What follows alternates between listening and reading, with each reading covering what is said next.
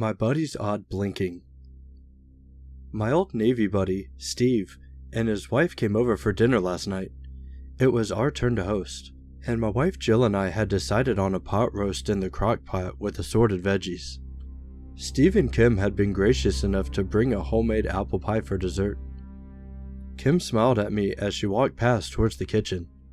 The four of us sat around the dining room table, immersed in the delightful conversation of old times and the permeating smells of meat, onion, and the faint kiss of cinnamon from the pie.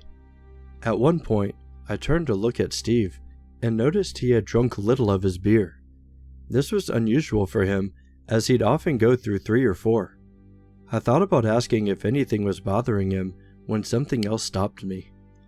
He was blinking his eyes at me, not like when you blink normally, but rapidly when you're suffering from allergies or an eyelash that stuck. The rest of the evening went on like usual. Our meal of roast and apple pie practically melted in my mouth with each bite. All the while, every time Steve and I locked eyes, he would continue blinking, sometimes fast and sometimes slow. The two of us never had time to talk in private that night like we usually do. When Steve and Kim were leaving, Steve let Kim go first. We exchanged a firm handshake, and then Steve gave me a long look right in my eyes. A look of what I could only call desperation. He almost looked like he could cry right then and there. This morning, I went about like usual, morning coffee and newspaper, then church with Jill. Looking forward to having leftover roast and pie for lunch. I checked my email just for the heck of it. I had one new email in my inbox. It was a link to the story about Jeremiah Denton, the former U.S. Senator and Navy Admiral, who on a live television interview blinked the word torture using Morse code in 1966. The email was from an unknown account. Taking a moment, I sat up in my chair, pulling it all together.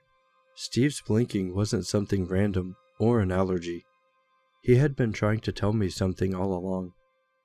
It took a while for me to replay the night in my mind. Morse code isn't used too much nowadays, but once you learn it, you don't forget it. Like riding a bicycle. I grabbed a pen and scribbled down letters. When I finished, I dropped the pen and stared at the paper, eyes wide open. Not Kim, help. I don't know what to believe. It looked like she seemed to be the Kim that I've known for years. I want to help Steve, but I don't know where to start. But I know one thing I'll be doing going forward. I'll be watching Jill much more closely from now on.